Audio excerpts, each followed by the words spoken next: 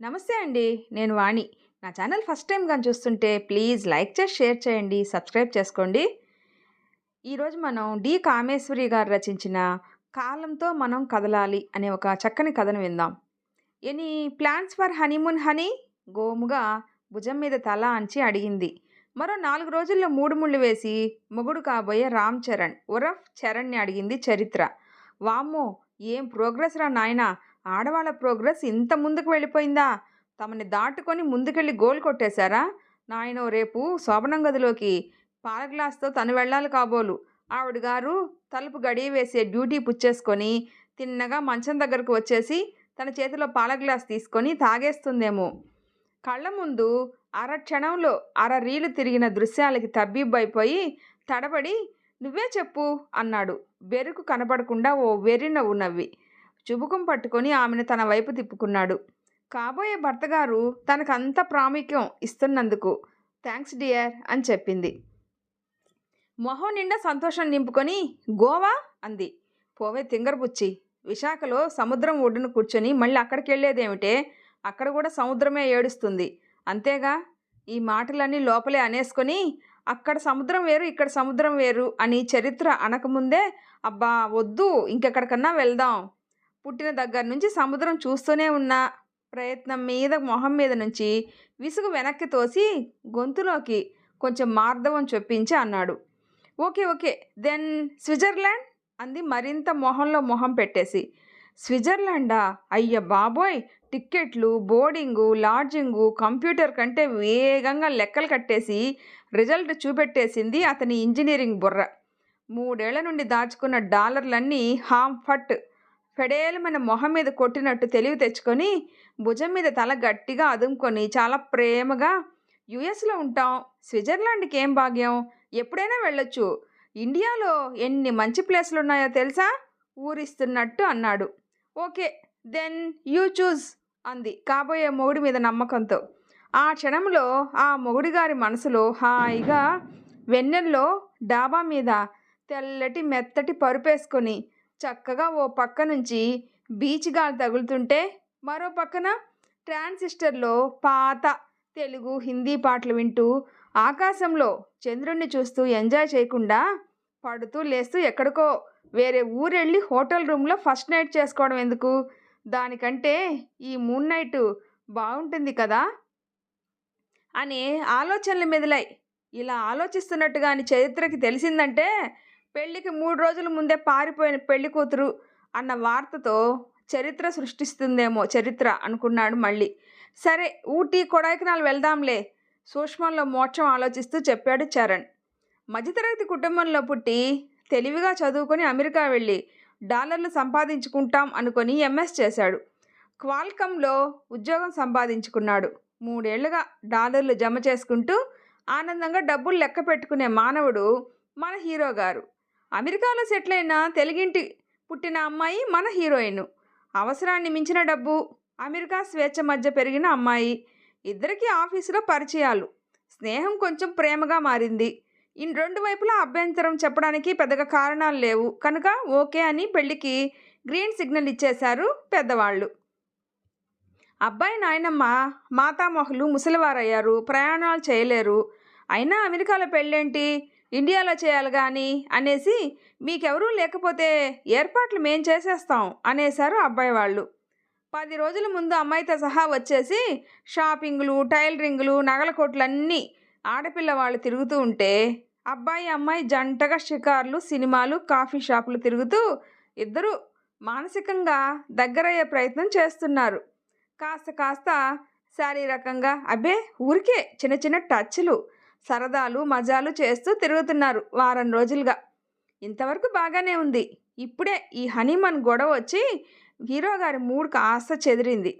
ఈ 10 రోజుల్లో అమ్మాయి గారి ఖర్చులు లెవెల్ చూస్తుంటే చరణ్ గారికి కరచరణాలు కాస్త చల్లబడిపోతున్నాయి. పక్కన కొత్త మోజులో కొత్త అమ్మాయి ఇచ్చే సాంగత్యం కొంచెం వేడి పుట్టిస్తున్న ఖర్చు విషయానికి వస్తే మాత్రం ఒళ్ళు కాస్త చల్లబడిపోతుంది. బీచ్ రౌండ్ పూర్తి చేసి ఇల్లు చేరిన కాబోయే నవదంపతుల్ని చూసి చరణ్ వాళ్ళ నాయనమ్మకు ఓ పక్క ముచ్చట అనిపిస్తున్నా కొంపదీసి వీళ్ళిద్దరూ పెళ్లి కంటే ముందే శోభనం చేసేసుకున్నారేమో అని అనుమానం. అందుకే బయట తిరిగి వచ్చినప్పుడల్లా వాళ్ళిద్దరినీ నకసిక పర్యంతం పరీక్షిస్తూనే ఉంటుంది ఆవిడ హాల్లో కూర్చొని. ఏమిట్రా నాన్న ఆ తిరుగుళ్ళు? పెళ్ళి ఇంకా 3 రోజులే ఉంది. తిరిగి తిరిగి ఇద్దరూ నల్ల కప్పేసినట్లు కమిలిపోయారు. ఇదిగో ఇంక ఈ 2 రోజులు ఇంటి పట్టునే ఉండాల్సిందే. గుమ్మం అయితే కదలడానికే వీల్లేదు ఆర్డర్ ఇచ్చేసింది. పెళ్లి కూతురు ముసి ముసి నవ్వులు నవ్వింది. పెళ్లి కొడుకు మనసులో కొద్దిగా సంతోషించినా పైకి మాత్రం మా అమ్మ డోంట్ బి సిల్లీ అన్నాడు. ఇప్పుడు కాకపోతే మజా ఇంకెప్పుడు అన్నాడు కొంటిగా చరిత్రను చూస్తూ. తను చాలా రొమాంటిక్ అన్నట్టు. సిల్లి కాదు గిల్లి కాదు. అవ్వ పెళ్ళి కాకముందు ఈ తిరుగుళ్ళేంటి? పెళ్లి రోజు జీలకర్ర బెల్లం పెట్టాక తెర తీసాకే సుముహూర్తంలో మొహాలు చూసుకోమనే ఆచారం మంది. చాదస్తంగా ఏదో చెప్పబోయింది. Is it? అప్పటి వరకు ఇద్దరు చూసుకునేవారే కాదా? వింతగా చూస్తూ అడిగింది అమెరికాలో పుట్టి పెరిగిన అమ్మాయి. అవునే మనవరాలా, పెళ్లి చూపుల తర్వాత కాబోయే మొగుడిని మళ్ళీ చూసేది సుముహూర్తంలోనే. పెళ్ళి కాకుండా ఇలా చట్టపట్టాలేసుకొని తిరగడం సంప్రదాయం కాదు. పిచ్చి మా అమ్మ, చట్టపట్టాలేసుకొని తిరగడం ఏంటి? అన్నీ సరసాలు సరదాలు ముందే అయిపోతున్నాయి. అప్పుడే సగం ఫిల్టర్ అయిపోతున్నాయి నచ్చకపోతే. పెళ్లి దాకా వచ్చేవిదిగో ఇంకా మీలాంటి వాళ్ళ పెంపకంతో కాస్తో కూస్తో ప్రిన్సిపల్స్ వంట పట్టడం వల్లే. పైకి అనలేని మాటలే అవన్నీ. నాయనమ్మ మాటలన్నింటికీ ఓ నవ్వే జవాబుగా చెప్పాడు చరణ్. చరణ్ అంటే ఆవిడికి ప్రాణం. 2 ఆడపిల్లల తర్వాత మనవడు పుట్టడం, తాతగారు పోయిన ఏడాదిలోగా పుట్టడంతో భర్తే మనవడి రూపంలో పుట్టాడని చరణ్పై ఆవిడకు అంతులేని మమకారం. భర్త పేరు రామనాథం. కలిసేటట్టుగా రామ్ చరణ్ అని పెట్టించింది. చిన్నప్పుడు చంకనేసుకొని వెండిగిన్నెలో పెరుగన్నం కలిపి కథలు చెప్పి తినిపిస్తూ వాడి ముద్దు మురిపాల మధ్య భర్త లేని లోటు పూడ్చుకుంది. ఇంజనీరింగ్ కూడా ఊళ్ళోనే చదువుకోవడంతో అమెరికా వెళ్లే వరకు మనవణ్ణి ఎప్పుడూ ఆమె వదిలి ఉండనే లేదు. ఎందుకురా పాడు అమెరికా, ఇక్కడ లేవా ఉద్యోగాలు అంటూ పోరు పెట్టేసింది. అమ్మా ఊరుకుంటావా, అది వాడి భవిష్యత్తు, వెళ్ళని కొడుకు కసిరి గట్టిగా చెప్పే వరకు ఇంకా ఊరుకోలేదు. చరణ్ అమెరికా వెళ్ళిన రోజు అన్నం కూడా తినకుండా కళ్ళు ఒత్తుకుంటూనే ఉంది. తనని ప్రాణంగా ప్రేమించే నాయనమ్మ అంటే చరణ్కి కూడా ఎంతో అభిమానం. చిన్నప్పుడు ఆవిడ చెప్పిన కథలు, మంచి మాటలు, నీతి కథలు తనకు ఎంతో ఉపయోగపడ్డాయని చెప్పి నమ్ముతాడు. ముఖ్యంగా తెలుగు పద్యాలు, భారతం, రామాయణం, వేమన పద్యాలు, సుమతి శతకాలు తెలుగు పట్ల తనకు ఎంతో అభిరుచిని పెంచాయి. అమెరికా వెళ్ళిన తర్వాత కూడా దొరికినప్పుడల్లా తెలుగు పుస్తకాలు చదవటము, తెలుగు పాటలు, తెలుగు సినిమాలు చూడటం ద్వారా వదలకుండా అనుబంధాన్ని బాగా పెంచుకున్నాడు. ఈ పెళ్లి సంబంధం చెప్పగానే, ఒరే ఆ అమ్మాయికి తెలుగు వచ్చా లేదా, ముందు అది చెప్పు మొదటి ప్రశ్న అడిగింది మా అమ్మగారు. అసలు అమెరికా వెళ్లే ముందే మనవడికి గట్టిగా నూరిపోసింది. ఇదిగో ఒరే, అమెరికా వెళ్ళేది చదువుకి మాత్రమే, చదువు కోసం మాత్రమే సుమా. ఏ తెల్లదాన్నో ఇంకొకరితోనో వెంటేసుకుని వచ్చావంటేనా కాళ్ళు విరగ్గొడతాను. ఎవరైనా అందమైన పిల్ల కనిపించి నీకు నచ్చితే తెలుగు పిల్ల మనవాళ్ళ అని తెలుసుకొని ముందుకెళ్ళాలి. అంతేగాని ఎవరిని పడితే వాళ్ళని తీసుకొచ్చావంటేనా ప్రేమ గీమా అని ఉరేసుకుంటాను తెలుసా అని బెదిరించింది. పో మా అమ్మ, నేను చదువుకి వెళ్తున్నాను, అమ్మాయిల్ని ఎంచుకోవడానికి కాదు. సర్లే అంతా ఇలాగే చెప్తారు. ఓ తెల్ల తొక్క అమ్మాయి కనపడగానే వెంటేసుకుని వస్తారు. ఒరేయ్ వాళ్ళతో మనకు సరిపడదు, వాళ్ళ పద్ధతులు పెంపకాలు వేరు. ఏదో మన తెలుగు పిల్ల కాకపోయినా అరమో కన్నడమో ఏ అమ్మాయినా పర్వాలేదు, మరాఠీ పిల్ల కూడా మన వాళ్ళల్లో బాగానే కలిసిపోతుంది. నేను చెప్తున్నది గుర్తుంచుకో. చరణ్ బయలుదేరే ముందు నూరిపోసింది. మనవడు మరీ బరితెగించే రకం కాదని, కానీ పనులు అలాంటివి చేయడు అని ఆవిడ గట్టి నమ్మకం. ఆ నమ్మకం వమ్ము చేయకుండా 2 ఏళ్ళు బుద్ధిగా ఎంఎస్ చదివి 6 నెలలు ఏదో మామూలు ఉద్యోగం చేశాక క్వాల్కమ్లో ఉద్యోగం రాగానే స్థిరపడిపోయినట్లే అని నిబ్బరంగా అనేసుకొని అప్పుడు కాస్త చుట్టూ చూడడం అలవాటు చేసుకున్నాడు. ఆ చూడడంలో మొదటి చూపుకే అప్పుడే 10 రోజుల క్రితమే అక్కడ జాయిన్ అయిన చరిత్ర చిక్కింది. పడిన చూపు తప్పించుకోలేకపోవడం, ఇద్దరూ ఒకే జాతి పక్షులు కావడంతో దగ్గరైపోయారు. స్నేహం, సినిమాలు, వీకెండ్లు, కాఫీ హౌసుల మధ్య పరిచయం ప్రేమగా మారిపోయింది. సెలవొస్తే ఇంటికి పిలిచి లంచ్‌లు, డిన్నర్‌లు, పిక్నిక్‌లు, పండగలు. చరిత్రే కాకుండా వాళ్ళ ఇంట్లో వాళ్ళు కూడా చరణ్‌కి బాగా దగ్గరైపోయారు. 6 నెలల తర్వాత పని కట్టుకొని ఇండియా వచ్చి సంప్రదాయబద్ధంగా పెళ్లి చూపులు ఏర్పాటు చేసి అమ్మాయిని చూపించారు. పర్వాలేదు, మంచి మర్యాద తెలిసిన వారే, సంప్రదాయం తెలిసిన వాళ్ళు, మన వాళ్ళు అని సంబరపడి గ్రీన్ సిగ్నల్ ఇచ్చేశారు మగ పెళ్లివారు. 3 నెలల్లో ముహూర్తం కుదిరిపోయింది. మనవాడి ముందు అమ్మాయి రంగు తక్కువరా అని కాస్త గునిసింది మా అమ్మ. అమ్మా, ఈ రోజుల్లో చదువు, ఉద్యోగాలకి తప్ప అందాలకి ప్రాముఖ్యత ఇవ్వడం లేదమ్మా. అయినింటి సంబంధం, మన వాళ్ళ పిల్ల అని సంతోషించా. పిల్ల కాస్త రంగు తక్కువైనా స్మార్ట్‌గానే ఉందిలే. అవునులే, వాళ్ళెవరినో కట్టుకొని వచ్చేదానికన్నా సంప్రదాయ కుటుంబమైన పిల్లే దొరికిందిలే అని సరిపుచ్చుకుంది ఆవిడ. పెళ్లి చూపుల్లో చరణ్ నానమ్మ అడిగిన మొదటి ప్రశ్న, అమ్మాయి తెలుగొచ్చా నీకు అనే. నాకు చక్కగా తెలుగు వస్తుంది. మా అమ్మగారు నాతో తెలుగే మాట్లాడతారు. కాస్త పట్టి పట్టి మాట్లాడినా పర్వాలేదు, బాగానే వచ్చు అని సంబరపడింది ఆవిడ. మా అమ్మకి మాతృభాష మీద మమకారం చాలా ఎక్కువలేండి. తెలుగులో మాట్లాడు అని అందరినీ సతాయిస్తూ ఉంటుంది. కొడుకు నవ్వుతూ అన్నాడు. మంచిదేగా, అమెరికాలో ఉన్నా కూడా ఇంట్లో తెలుగే మాట్లాడాలి అని షరతు పెట్టింది మా ఆవిడ. అందుకే పిల్లలిద్దరికీ తెలుగు. వియంకుడు మాట్లాడడం వచ్చు అన్నాడు. అవునండి, మన భాషని మనమే గౌరవించకపోతే ఎలా? కనీసం మాట్లాడకపోతే భాష కనుమరుగైపోదు ఆవిడంది. ఇదిగో మా అమ్మ, నీకోసం చరిత్రతో ఏం చెప్పానంటే, మా మామ్మని ఇంప్రెస్ చేయాలంటే నువ్వు తెలుగు బాగా మాట్లాడాలి అని. అయితే సరే అని ఒప్పుకుంది.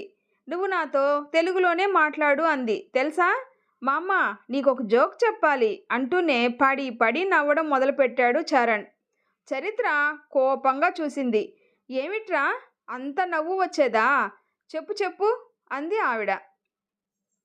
మామ, రోజు తెలుగు మాట్లాడుతూ ఉంటే ఓ రోజు కాఫీ హౌస్లో వెయిటరు ఆర్డర్ తీసుకోవడానికి ఎంతసేపటికి రాలేదని కోపంగా తెలుగులో తిట్టడం మొదలుపెట్టింది. అంత పరుషవాక్యాలు మాట్లాడకే బాలా అన్నాను అచ్చ తెలుగులో. ఏమిటి పురుషవాక్యాలా? అంటే తెలుగులో స్త్రీల వాక్యాలు, పురుషవాక్యాలు ఉంటాయా అంది నవ్వి నవ్వి చెప్తూ. పురుష కాదే చిన్నారి, పరుష అంటే హార్డ్ వర్డ్స్ అని చెప్పాను అన్నాడు. అందరూ గొల్లున నవ్వారు. బానే ఉంది మీ తెలుగు. మా అమ్మకి తెలుగు మీద ప్రేమ కంటే తనకు ఇంగ్లీష్ రాదు అన్నది ఒప్పుకోదు అన్నాడు చరణ్ తండ్రి. ఒరేయ్ రాముడు, కన్న తల్లిని అవమానిస్తావురా? మీపాటి బోడి ఇంగ్లీష్ నాకు వచ్చు. ఆ రోజుల్లో నేను మెట్రిక్ చదివారా? మావన్నీ అల్లాటప్ప చదువులు కావు, పునాది ఉన్న చదువులు అతిశయంగా అంది మా అమ్మ. తమాషా కన్నానులే అమ్మా, నిజంగానే మా అమ్మ చదువుకునే రోజుల్లో చదివింది ఏదో క్షుణ్ణంగా ఉండేది అన్నాడు. మళ్ళీ అంతా నవ్వారు. అది పాత కథ. అమ్మాయి వాళ్ళు వెళ్ళిపోయాక చరణ్ మా అమ్మకి సందేహం వచ్చింది. ఒరే, చీరలు కట్టుకుంటుందా ఇప్పుడన్నా అని అడిగింది. చీరలా? ఇంకా నయం, ఏదో ఇండియా వచ్చింది కనుక ఈ మాత్రం డ్రెస్సులు. అక్కడంతా షార్టు, ప్యాంట్లు, మిడీలు, ఫ్రాకులు. మా అమ్మ వినకుండా తల్లితో మాత్రమే అన్నాడు. సర్లే, మీ నాయనమ్మ మాటలకే వదిలేయి, వెళ్ళి ఫ్రెష్ అయ్యిరా, భోంచేద్దాం అంది తల్లి. భోజనాల బల్ల దగ్గర ఈసారి మా అమ్మకి మరో సందేహం వచ్చింది. ఒరే, మన వంటలు ఏమైనా వచ్చిరా ఆ పిల్లకి అని అడిగింది. వంట నాకేం తెలుసు అన్నాడు అమాయకంగా మనవడు. సరేలే, తనకి రాకపోతే ఏంటి, నాకొచ్చుగా అనేశాడు మళ్ళీ అనాలోచితంగా. మా అమ్మ తెల్లబోయి, ఏమిటి, వంట నువ్వు చేస్తావా? అక్కడ అంతే మా అమ్మ, ఆడ మగ ఎవరికి ఏదో తోస్తే అది చేస్తారు. తను వండకపోతే నేను చేస్తాలే, అదేం పెద్ద ప్రాబ్లం కాదు. నీ బొంద, అలా అలవాటు చేస్తే ఇంకా అదెందుకు చేస్తుంది? నీ నెత్తిన వేస్తుంది ఆ పని. నీకేం రానట్టు గమ్మున బ్రహ్మచారిగా ఉన్నప్పుడు ఏదో వంట తప్పక చేసుకున్నావు కానీ ఇప్పుడు చేస్తానంటావేంట్రా వాజమ్మ. అమ్మ, వాళ్ళ కాపురం వాళ్ళేదో చేసుకుంటారు, నీకెందుకమ్మా బాధ? అక్కడ అన్ని పనులు ఇద్దరు చేసుకోవడం అందరికీ అలవాటేలే విసుగ్గా అన్నాడు కొడుకు. ఆ దిక్కుమాలిన దేశం అందుకే వద్దు అన్నాను. గ్లాసులో నీళ్ళన్నా ముంచుకొని తాగేవాడా ఇక్కడ? వాడి కర్మకాలి అక్కడ వంట చేసుకొని, బట్టలు ఉతుక్కొని, ఇల్లు తుడుచుకొని, నా బిడ్డ ఇప్పుడు పెళ్ళైనా కూడా ఇవన్నీ చేసుకోవాలా? గిలగిల్లాడిపోయింది ఆవిడ ప్రాణం. తల్లి చాదస్తానికి నవ్వుకొని కొడుకు కోడలు భోజనాలు తిని గదిలోకి వెళ్ళిపోయారు. నాన్న, కాసేపు నా దగ్గర కూర్చోరా అంది మా అమ్మగారు మనవణ్ణి పక్కన కూర్చోబెట్టుకొని. మళ్ళీ ఎప్పుడొస్తావో కాసిన కబుర్లు చెప్పరా అంది. మనవడు మా అమ్మ ఒళ్ళో తల పెట్టుకుని పడుకొని నడుం చుట్టూ చేతులు వేసి, మా అమ్మ నాకెందుకో భయంగా ఉంది అన్నాడు కాస్త దిగులుగా. భయం ఎందుకురా పిచ్చి నాన్న, శుభమా అని పెళ్లి చేసుకుంటూ లాలనగా అంది. అదే భయం, నా చరిత్ర మార్చేస్తుందేమోనని భయంగా ఉంది మా అమ్మ. అదేమిట్రా? ఏమో మా అమ్మ, చరిత్రను చూస్తే నాకెందుకో భయం. ఆ అమ్మాయి ముందు భయపడిపోయి నేను ఏది ఎదురు చెప్పడం చేతకానట్లు ఒక ఫీలింగు. అదేంట్రా? ఆవిడ భయంగా చూసింది. ఈ పెళ్లితో నేనుగా మిగలగలనా అని. ఆ అమ్మాయి నన్ను డామినేట్ చేసేసి నన్ను ఒక చవట దద్దమ్మలా మూల కూర్చోబెట్టేస్తుందేమో అనిపిస్తుంది. దిగులు కనిపించింది మనవళ్ళో. అదేమిట్రా, ఎందుకలా? నీ మాట వినదా? ఎదిరిస్తుందా? కలవరంగా అంది. ఏమో, నాకు తెలీదు. నాకెందుకో ఆ అమ్మాయి పద్ధతులు ఏదన్నా లెక్కలేదు, భయం లేదు, డబ్బంటే లెక్కే లేదు. ఆ బట్టలు కట్టుకోవడం ఏంటో అవన్నీ చూస్తే నేనుత్త వెధవాయిని అన్న ఫీలింగ్ వస్తుంది. రేపు ఎలా అని భయం. ఆవిడ చటుక్కున మనవడి తల ఒళ్ళోంచి తీసి కూర్చోబెట్టింది. నాకు తెలుసురా, నువ్వు సంతోషంగానే లేవని. నీ మొహం చూస్తే నాకు తెలిసిపోయిందిరా. ఈ మాట ఇప్పుడా చెప్పడం? ముందే చెప్పేస్తే ఈ పెళ్ళికి ఒప్పుకునే వాళ్ళమే కాదు కదరా ఆరాటంగా అంది. ఏమో, అప్పుడు అనిపించలేదు, ఇప్పుడు అనిపిస్తుంది. ఏమిటో మా అమ్మ, తను చాలా డేరింగు. నేను ఒక చెమటాయిలా అనిపిస్తుంది తన ముందు. నోరు ముయిరా, నీకేంట్రా? ఇంజనీరింగ్ ఫస్ట్ను పాస్ అయి మంచి కంపెనీలో ఉద్యోగం, వెనకాతల బోలెడు ఆస్తి. అదంతా సరే కానీ ఇవన్నీ ఆ పిల్లకేం లెక్కలేదు. తనకి బోలెడు డబ్బుంది. నాతో పాటు ఉద్యోగం, చదువు అన్నీ ఉన్నాయి కదా. మన డబ్బేం లెక్కే లేదులే ఆ అమ్మాయికి. అలా 10 క్రెడిట్ కార్డులు పర్సులోంచి తీసి పెద్ద పెద్ద బ్రాండెడ్ షాపుల్లో వందలు వేల డాలర్లు ఖర్చు పెట్టి అన్నీ కొనేస్తూ ఉంటుంది తెలుసా. రేపొద్దుట ఈ ఖర్చులన్నీ నేను ఎలా తట్టుకోగలనా అని భయం వేస్తుంది. ఇలాగే చచ్చు దద్దమ్మలా మాట్లాడితే నిజంగానే నిన్నొక మూల కూర్చోబెట్టేస్తుంది. మగాడిలా ఉండాలి. ఇంటి ఖర్చుకింత, దానికింత, దీనికింత అని లెక్క పెట్టి ఇచ్చేయి. మిగతాది దాని జీతంలో నుంచి ఏమైనా చేసుకొని నువ్వు గమ్మున ఉండు సలహా చెప్పింది. అలా అంటే మరి పెళ్ళెందుకు చేసుకున్నావు అంటుంది. అమ్మో, నీకు తెలియదు మా అమ్మ, అమ్మాయిలు చాలా తెలివి మీరిపోయారు. ఇల్లు కొన్నాను మా అమ్మ, దానికి అప్పుడే నా సగం జీతం అయిపోతుంది. తన జీతం కూడా కలిస్తేనే ఇల్లు నడుస్తుంది. లెక్కలు విడమర్చి చెప్పేశాడు మనవడు. మనవడి మొహం చూసి కరిగిపోయింది మా అమ్మ. ఉండు, మీ నాన్నతో పొద్దుట మాట్లాడతాను, పెళ్ళి క్యాన్సిల్ చేసేద్దామా అని అడుగుతా. అమ్మో, ఇందాక వచ్చాక ఇప్పుడు పెళ్ళి క్యాన్సిల్ అంటే అమెరికాలో నా పరువు పీకి పందిరేస్తారు. ఆఫీసులో నా పరువేంటి, ఉద్యోగమే గోవిందా. సర్లే, ఎవరితో ఏమీ చెప్పకు, చూస్తాలే, మంచిగా చెప్తే వింటుందేమో, మేనేజ్ చేస్తా అంటూ వెళ్ళి పడుకున్నాడు.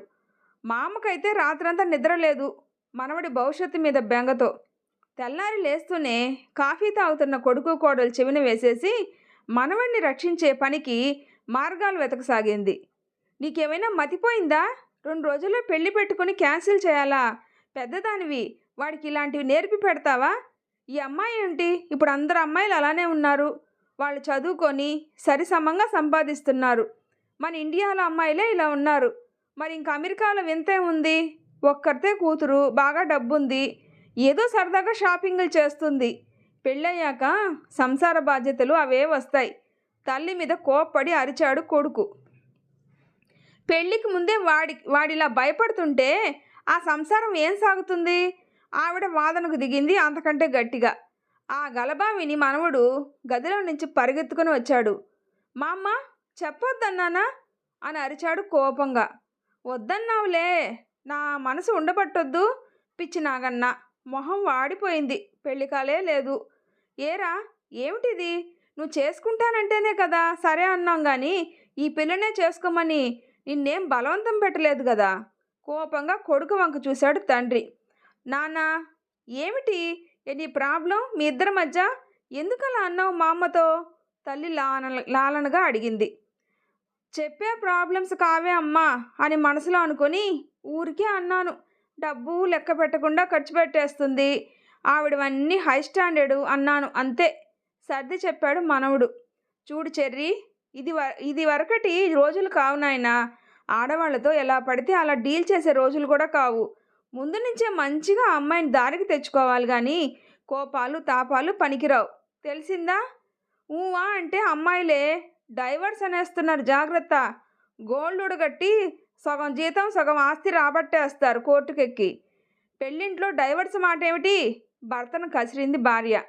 ఏమో కాస్త జాగ్రత్తలు చెప్తున్నా.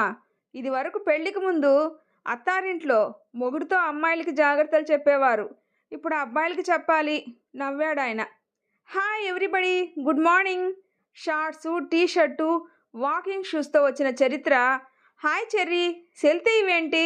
జాగింగ్కి వెళ్దామని ఫోన్ చేస్తే తీవే? సైలెంట్ మోడ్లో పెట్టావా ఏమిటి? ఏదో డైవర్స్ అంటున్నారు. ఎవరిస్తున్నారు డైవర్సు? పెళ్ళి కాకుండానే చెర్రీ డైవర్స్ అంటున్నాడా కొంపదీసి? అంటూ పక్క నవ్వింది. Cherry, no chance. I don't leave you so easily. Hey man, గొప్పగా చెప్పావు. ఇండియాలో అంత తొందరగా డైవర్స్ ఇవ్వరని. చూస్తా, నిన్ను 30 తిప్పలు పెడతా. డైవర్స్ ఇవ్వకుండా ఎలా మేనేజ్ చేస్తావో ఆట పట్టిస్తూ నవ్వింది చరిత్ర. అందరూ నవ్వారు. నో ప్లీజ్, అలా మాట్లాడకూడదు. పెళ్ళింట్లో కాబోయే కోడల్ని మందలించింది అత్తగారు. ఓ సారీ ఆంటీ, సారీ. కాఫీ ఉందా ఆంటీ? చెర్రీ, గెట్ రెడీ ఈ లోపల అని ఆర్డర్లు వేస్తున్న ఆ అమ్మాయిని చూసి, రంగు మారిన మనవడి ముఖం చూసి మా అమ్మ మనసు ద్రవించిపోయింది. షార్ట్స్ వేసుకొని మామగారి ముందే కాలు మీద కాలేసుకొని కాఫీ తాగుతున్న పిల్లని చూసి, ఈ పిల్ల అసలు కాపురం చేసే రకమేనా అని అనిపించింది ఆవిడికి. ఇద్దరు వెళ్ళాక వాడిపోయిన తల్లి మొహం చూసి, అమ్మా, నీకు ఆ అమ్మాయికి మధ్య 2 తరాలు ఉన్నాయని మర్చిపోకు. నీకేం బెంగ అక్కర్లేదు. వాళ్ళకి తెలుసు వాళ్ళకేం కావాలో. మన సలహాలేం అక్కర్లేదు. కాలంతో పాటు కదిలిపోవడం మనం నేర్చుకోవాలి. ఊరికే ఆలోచించి మనసు పాడు చేసుకోకు సలహా చెప్పి లోపలికి వెళ్ళిపోయాడు కొడుకు. రామయ్య తండ్రి, వాడి ఉత్త వెర్రి నాగన్న. నీ పేరే పెట్టుకున్నా. మా ఇంటి ఎలవెలుపు నువ్వే వాణ్ణి ఓ కంట కనిపెట్టు తండ్రి. నీ చరణాలే మాకు శరణ్యం.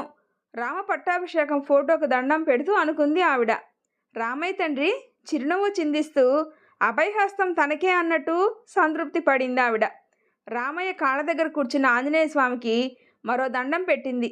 స్వామి, రామయ్యని కంటికి రెప్పలా కాచుకున్నట్టే ఈ నా రాముణ్ణి కూడా కనిపెట్టు. నీ ధైర్యం, నిబ్బరం, నీ సాహసం, నీ బలం అన్నీ కాస్త వాడికి ఇవ్వు.